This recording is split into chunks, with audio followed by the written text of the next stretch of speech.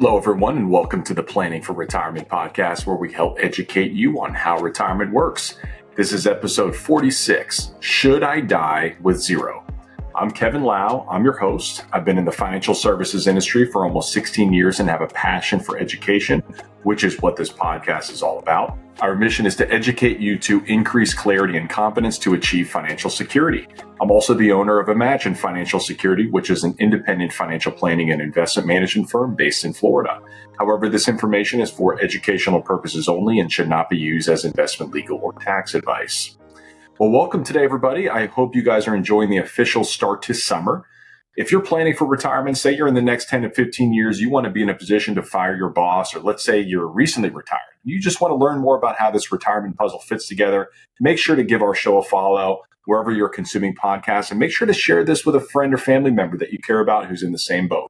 So in the last episode, I just finished the book Die with Zero. Highly recommend this book. To really challenge your conventional wisdom about saving and investing for the future. It's also great to set your mindset for the decumulation phase and avoid the dreaded mistake of underspending in retirement. Most people are worried about running out. Our clients are certainly concerned about this, but they also don't want to underspend. You've worked decades to achieve financial independence, and you want to make sure you can spend guilt-free in retirement. But it's going to be hard to go from an accumulator to a decumulator. I'm just telling you this, okay? Anyways, I thought it was a great read, and I thought I would debrief my favorite takeaways from the book for you, our listeners. And that way, when you actually listen or read to the book, it's going to make even more sense to you. So hopefully this sort of sets the table for you. Don't worry. It's not like a sci-fi thriller where we're spoiling the ending per se. But let me start with a quick summary. So Die with Zero, written by Bill Perkins, who is a former Wall Street guy. He was a very successful hedge fund manager over 30 years in Wall Street. He wanted to write this book to essentially challenge the conventional wisdom about money. And his take is that your life is the sum of your experiences, not the sum of your assets minus your liabilities, which is traditionally how we're trained in the financial world. And most people, from my experience, save and invest for quality experiences in the future, whether that be to provide your children with college education, or whether it be to travel, or to have financial independence or financial freedom, meaning doing what you want, when you want. And essentially, all of us are investing money for our futures, which is why you're tuning into this podcast in the first place. So I'm going to dive into these 8 concepts that I took away from the book that I thought were phenomenal, and I hope you find them helpful as well, or at least maybe there's a few of them, maybe 1 or 2 or even 3 of them that resonate with you and that hopefully you can implement in your own financial plans and your own retirement plans as you prepare for and execute a successful retirement. So why don't we start with number 1? So money should be used as a resource. Okay, it should not be hoarded like a treasure. All right, so that's really the first takeaway here, and this is probably an obvious one. Okay, and many of you conceptually this is obvious to you as well, but I tell you right now, it's a lot more difficult when push comes to shove. Okay. I mean, imagine this. Imagine you've been chasing a goal for 20 years or 30 years even, okay, whether it's to achieve financial independence, or maybe you had a number in mind. Maybe you were trying to build up a $2 million investment portfolio or a $5 million investment portfolio, and then one day you achieve it, and then you start the retirement journey. And then you begin to spend down the portfolio, maybe more aggressively than you thought, and all of a sudden, after 5 years, now, instead of having 2 million, now you have 1.5, or now you have 1.2 million after 10 years. Think about that. I mean, this can be unnerving for many. And this is the fear for a lot of people, is that early phase in retirement, let's say that first 10 to 15 years of actually decumulating your assets. Psychologically, this is a very difficult thing for folks to experience. And so many people try to experience this idea of keeping the principal intact and essentially only spending interest income or dividend income that you earn from the portfolio. Okay, but the point that Bill is trying to make here is that you should be using money as a resource. Okay, it's not something you just hoard or something you're just building up for bragging rights, because at the end of the day, you can't take it with you. And this is even a biblical theme here. One of my favorite verses in the Bible is about not storing your treasures here on earth. Okay, is that you can't take this money with you. And so this is providential here. This concept's been around for thousands of years. And I think we have a big problem with this right now with retirees today, where all of a sudden, their net worth has been growing for for 2 or 3 decades. And there are studies that are out there that actually show net worth continues to rise even in your 60s, even into your 70s and 80s. And to me, this, may seem like first world problems, but I think most people want to enjoy retirement. They want a fulfilling retirement with lots of experiences, but they're just so afraid to spend. And as a result, they're just hoarding money. They're just building up this large nest egg. Ultimately, that's going to be passed on to your kids anyways, right? So, you've probably heard around this countless articles written over the last 5-10 years about this generational shift of wealth transfer, going from the baby boomers or even the silent generation to Gen X, to millennials, to Gen Zers, right? And, what I'll just say is one of the quotes that resonates with a lot of my clients is, if you're not going to take that first class trip, your children will do it for you. Okay. So just remember that. And I think we'll continue to reference that quote for many, many years to come, because I think that concept resonates with a lot of the folks that we work with. Number 2 is return on experiences, this concept of return on experiences, which I love. And obviously, being in the finance industry, many of us are familiar with return on equity, right? ROE, but not super comfortable with or familiar with return on experiences. And so this is what Bill is trying to get you to shift your mindset that we are saving and investing to have experiences, but mostly for retirement. Okay. And for me, I don't like to spend money on things. I do like to spend money on experiences, whether that be a golf trip with my buddies, which rarely happens these days, or a vacation with my wife and kids, or better yet, a vacation with just my wife. These are experiences to me that are more valuable than things. And I love the way he laid this out and essentially calling it what it is. It's a return on experience instead of return on equity. Okay. Most of us are familiar and comfortable with the idea that, okay, if you invest in capital, you expect on a return of that capital, a return on your equity. And many of us invest money to have great experiences for the future. But have you ever considered or thought investing directly in the experience today and how that investment can actually provide you with returns, not only even upfront, but also ongoing? My wife has really done a great job training me on this one. I think being in the financial services industry for as long as I have, I've been almost trained to think solely on this return on equity concept. But my wife, she is about experiences. Travel is very important to her. It's what makes her tick. That's what she loves to do. And before we had kids, we did a lot more trips than we do today. But even still today, with 3 boys under the age of 5, we still invest in experiences. We just finished up a trip to Hilton Head a couple of months ago. That week is going to provide a lifetime of memories. So not only does that experience itself provide you with that return right away, but Bill talks about this concept of a memory dividend, which I love this concept, where each time you relive that experience, it provides you with a memory dividend, which is almost as good as the experience itself. I think about my parents after they finished up their African safari trip, which was one of their bucket list trips for retirement. They could not wait to share the slideshow from the trip, which was dubbed with background music, African safari background music. It was phenomenal. And it was an amazing experience for my parents to relive that experience by sharing those memories with us. Okay. And so the longer you relive those experiences, the more memory dividends you receive in the future and the more value you receive from that initial investment. So don't just wait until retirement to invest in experiences. Try to make a practice with investing experiences early and often. It doesn't have to cost a lot. I'm not saying break the bank and enter your 401k plan prior to 59 and a half and pay the 10% penalty because you only live once, the YOLO mentality. I'm not saying that. But at the same time, there is no guarantee that what you're saving and investing for in the future, that you're going to be around to experience that in the first place. Okay. So if you can check off a box before you retire and invest in an experience directly that's going to provide a return right away and on an ongoing basis, do it. Number 3, there are different life phases for different experiences. Okay, so this dovetails perfectly, the previous one dovetails perfectly into this, is that some experiences are meant for different phases in life. Okay, so the stage of life is just as important as the experience itself.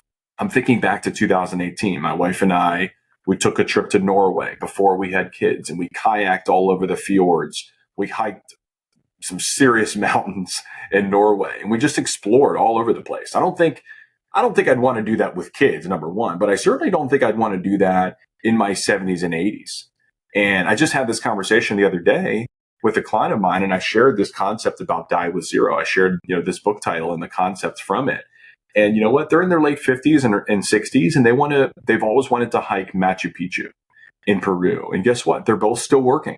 And they recognize they want to do this as soon as possible. They don't want to wait until the husband retires because there's no guarantee they're going to be able to do that in 2 years. And not to be morbid, but there's no guarantee you or I will live another 2 years. Okay, so they're going to take that trip next year. They're going to take a trip to Machu Picchu next year rather than waiting. And so I would encourage you all, okay, to think about this. What are some of those bucket list items that you want to achieve in life? Okay, it doesn't have to be just travel related. It could be anything. Okay, you can write them down and then map out a timeline of how long you expect to live. And then I want you to ask yourself, when would be the optimal time to experience this? Okay, and map out a plan to make those things happen. You don't have to be financially independent and fully retired in order to invest in some of the experiences today. So do that. Okay. If you've always wanted to skydive and you're 50 years old, do you think it's best to tackle that pretty soon rather than waiting another 15 to 20 years? Probably. Personally, I never wanted to skydive. My wife did it in her 20s and she's tried to convince me to do it for many years, but that ship has sailed. I'll tell you that much. I'd rather walk 54 holes at Bandon Dunes with the boys than skydive or jump out of a plane. So that's what I'd rather invest my money on, those types of experiences. On the flip side, maybe you want to take, a super high-end cruise down the Danube River, or however you pronounce it, Danube River. And maybe you want to fly first class and maybe spend an extra several weeks in Europe. And that trip might cost you 15 to 20,000, but you also want to have basically a month of free time to do this. And maybe you're not fully retired and your work schedule won't allow it, but maybe the project you're working on is going to be finished in a year or two. Okay. And you can plan it to then. The point is to be intentional. Don't be reactive, because I can speak from experience here. It's very easy to let the day-to-day grind get in the way with intentional experiences. Okay. Number 4, invest in your health. I think this one was great. Okay. The most valuable commodities, one of the most valuable commodities that we have is your health. Okay. And if you really dive into it and really get honest, how much are you investing in your health? Okay. Relative to longer term financial investments. What good is a huge pile of money if you're not healthy enough to enjoy it? Right. I had this really sweet client that I worked with many years ago while I was working for TIAA. She was a college professor and had worked all of her life at the same university. And her plan was to retire at 65, get on Medicare. That was the driver to retire at 65. She could have retired earlier. I tell you that much. And looking back on it, I wish I challenged her to retire earlier, because she could have. But she wanted to wait until she was eligible for Medicare. And so she wanted to wait until 65. And then she wanted to travel the world. Well, very soon after she retired, she passed away from an unexpected heart attack. She just didn't take care of herself, wasn't getting the regular checkups. Okay, so whether you're in your 40s or your 50s or 60s, it's never too late to start investing in your health. Okay, but I will say an exercise routine is very tough to adopt later in life. If you're 75 and you've never exercised before and your doctor says you need to start walking a mile or two a day, that might be difficult. Rather than if you were, let's say, in your 40s and 50s and began to introduce some sort of exercise routine, much easier to sustain that in your later years. And I know life is crazy, life is busy. We can all make a little bit of time to invest in our health today, whether that's investing in better quality food or regular checkups with the doctor or exercise or self-care or mental health, right? Maybe it's therapy, whatever it might be. Write those things down that you want to improve with your health and invest money into it now. Don't wait. Because again, what good is that pile of money in retirement if you're not healthy enough to enjoy it? Number 5, giving with a warm hand instead of a cold one. So this is a concept we've talked about several times before in the podcast. You've probably heard me talk about this many times over, but I'll tell you this much. Okay, it's so important to have this discussion. Okay, I've worked with this couple for many years now. These clients of mine, they're in their early 70s. They're both comfortably retired, right? And barring any major catastrophe, it's going to be very difficult for them to spend all of the money that they have. Okay, it's going to be very difficult. Well, the wife's father passed away a couple of years ago at the age of 98. And his estate was divided into two, my client, and she had one sister. And I already mentioned my client's very comfortable. So is her sister. They're both very comfortably retired. And I don't want to downplay the assets that he left them, but I'm telling you right now, they have zero impact on their ability to do the things they want to do when they want to do them. It's not impacting their lifestyle one bit. And so my question is really, would it have been better for dad to gift a little bit more to his daughters early in life, knowing that that was his ultimate goal anyways? Okay. I mean, it's hard to say. I mean, I was not his advisor over the years. I was not inside of his head 20 years ago when he had first retired. So it's hard to say. I mean, he was just getting started out in retirement journey at that point. So likely he had his own concerns about running out of money. But what if maybe there was a conversation around this? What if he had a trusted advisor that said, hey, Mr. Client, you've got a surplus, okay? And you've got a significant surplus. And if you don't start A, spending, or B, gifting, you're going to have a pretty big pile of money at the end of your life that's going to pass on. Not that that's a bad thing. Maybe that is your goal. But if your goal is to give it to your kids, what Bill Perkins is trying to get you to think about is, when is that money going to be most impactful to leave? If financial legacy is important to you, think about your beneficiaries and the life stages they're in. When would be the most impactful time to receive that inheritance? Is it at your age 98 when your daughter is in her 70s? I would say no. I would say it would be much more impactful, or would have been much more impactful 20 to 30 years ago when the client father was in his 70s or even his 80s, and thinking about the kind of impact that it would have had. My client was in her 50s, trying to aggressively save for her retirement, trying to achieve financial independence for herself. Maybe she could have retired earlier. Or maybe she could have backed down the amount she was saving because of these gifts from her father, and she could have spent that money elsewhere, maybe helping her 3 kids with their college educations or getting started out with their first home purchases. Okay, so ultimately, if the goal is to leave it to them at some point, why wait until you die to give them the funds? Because at the end of the day, the utility of that money only declines over time. And if the utility of money declines over time, what kind of impact is that inheritance going to be by the time they're in their 70s and 80s? Probably not much. And additionally, on top of this, you get the added benefit of actually seeing them enjoy the inheritance while you're alive, as opposed to just leaving that at death. Bill Perkins mentioned, and I love what he said here, is dead people can't give money away. Dead people can't do anything. And so if the plan is to give it to them during life. Okay, and I've got more to say about this a little bit later, but I'm going to get through the next one. And it doesn't have to be just giving to children. Maybe you don't even have children, or maybe your kids are billionaires already in their own rights. Okay. But maybe you have a favorite charity and you plan to leave your entire estate, your entire IRA to that charity. Well, maybe you think about qualified charitable distributions in your 70s, or maybe you think about gifting over and above what you currently do from a donation perspective, or maybe you do a larger gift one year because you can. Okay. Because, think about it. When is the best time for that charity to receive your money? Is it today, or is it 20 years from now when you die? I would argue the former. Okay. And in 2024, you can die with $13.6 million without any federal estate taxes due. So multiply that by 2 if you're married. But you can also gift up to $18,000 a year without having to file any gift tax return. I've got a client who's helping his son buy a boat, a nice little Boston whaler fishing boat. He wanted to gift him $70,000.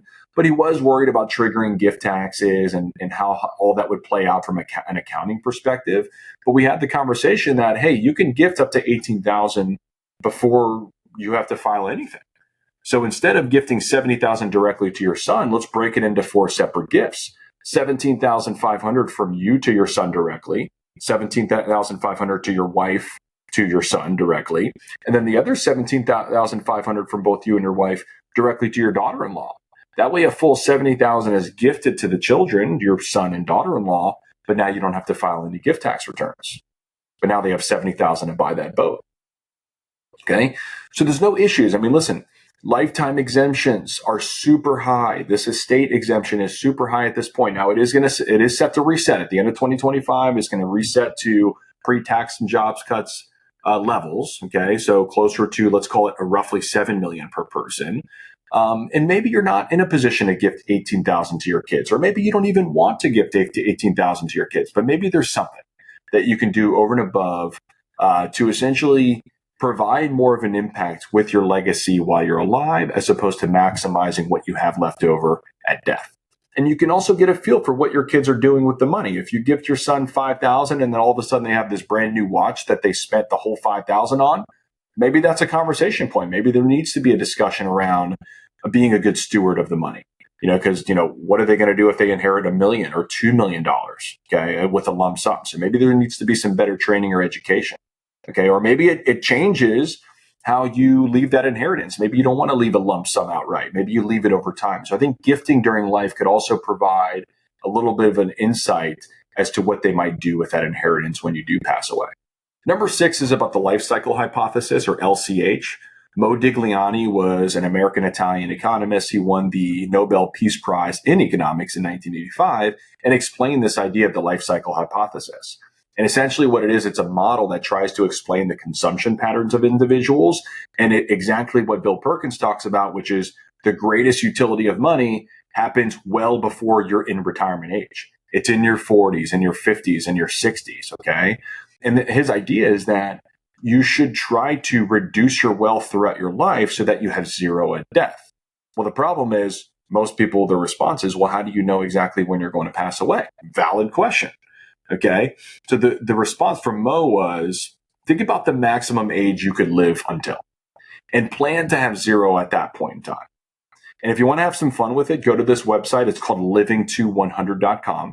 Dr. Thomas Pearls runs it. He's an expert in longevity, has been studying this for decades. He's got a really nice little calculator on his website. You plug in a bunch of health and lifestyle answers to those lifestyle and health questions, and the calculator is going to give you a prediction as to how long you might live. I just did the quiz for fun, and it said I was going to live until 92, which I don't know how I feel about that. As long as I can play golf and swing a club, I'm good with that. I will live until 92 if I can, God willing.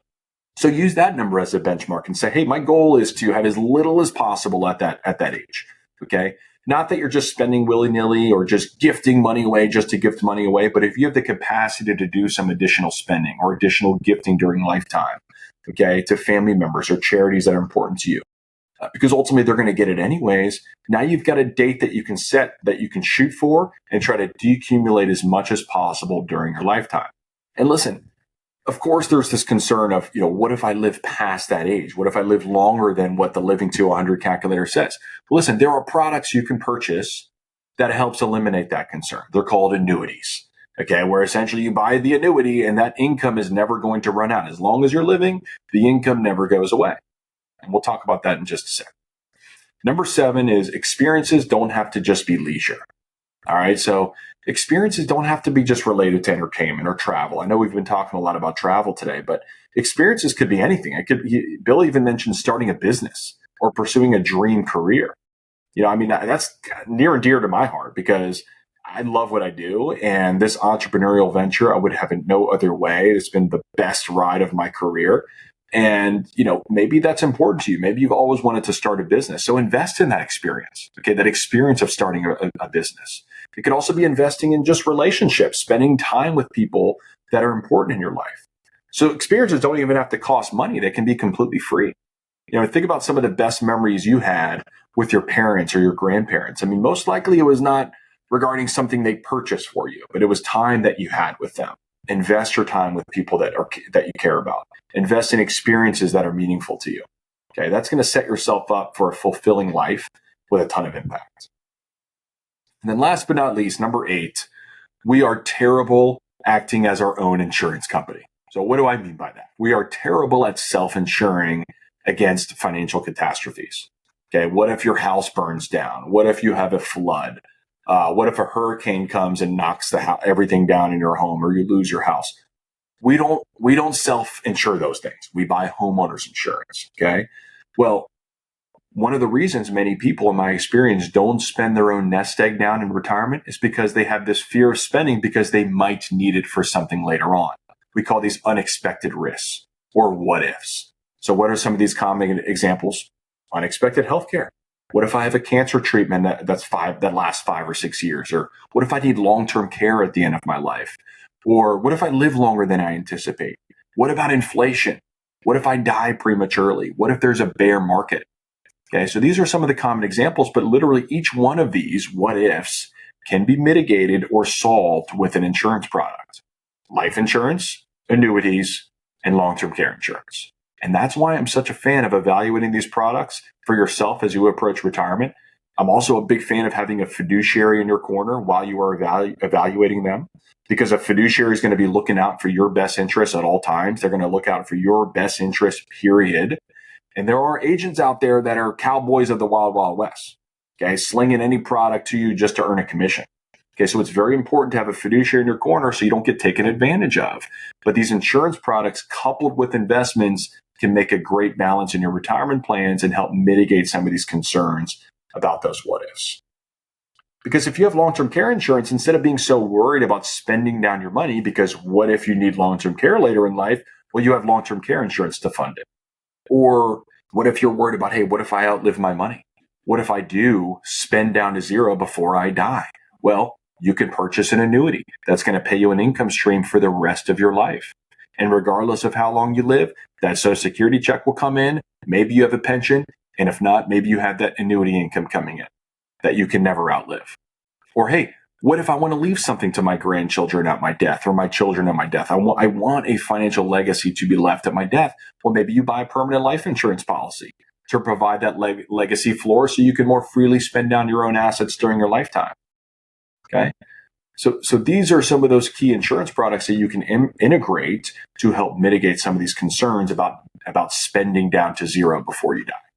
Now, I want to just throw in a small little caveat I mentioned about the giving during lifetime. I just wanted to talk a little about this because just based on my experience, I am not a fan of enabling your children. Okay. I believe it breeds an entitlement attitude that does not translate well into the real world. You know, I think back at the times when I grew the most personally and professionally, those were times when things were hard financially, you know, and we had to just make things work. We had to make sacrifices. And I feel those experiences were good for me in my development at the time and helped me get to where I am today. You know, not that my parents didn't help me out. Okay. They helped me out a ton growing up they paid for my college. They even helped, you know, they let me live with them for a full year after college. So they certainly helped me out, but they certainly didn't give me money on a regular basis, cash, you know, and I'm glad about that. But if they did, I'd probably want those dollars to be directed into some sort of investment account for my kids at this point, or 529 plans, right, for them, because that to me is a greater legacy than just giving me cash that I could try to earn on my own. Okay, and I think personally that's my personality. I'm very independent. I like to do things at my pace. I like to sort of earn what I have, if that makes sense. And so I think that may not work well for me, just giving me cash on an annual basis. But maybe it was, hey, we want to help pay for college, or we want to help pay for daycare. We want to help pay for private school, whatever it might be. Those would be phenomenal gifts. That would be great to help out, right? So mom or dad, if you're listening, there you go. Just kidding. But listen, I guess what I'll say is if you do decide to give on a consistent basis, make sure to have that open communication about why you're giving. And even ask them what their plan is for the money, right? I mean, just out of curiosity, you know, what are you planning to do with it? Or what do you need? What would be helpful at this point in time? You know, that's going to help you really decide if they can handle a larger sum of money later in life. So I hope you found these takeaways helpful for yourself. Like I said, the book is phenomenal. I've already been using these concepts in my own financial planning practice. And so it's super exciting. And again, I hope you found these takeaways to be helpful.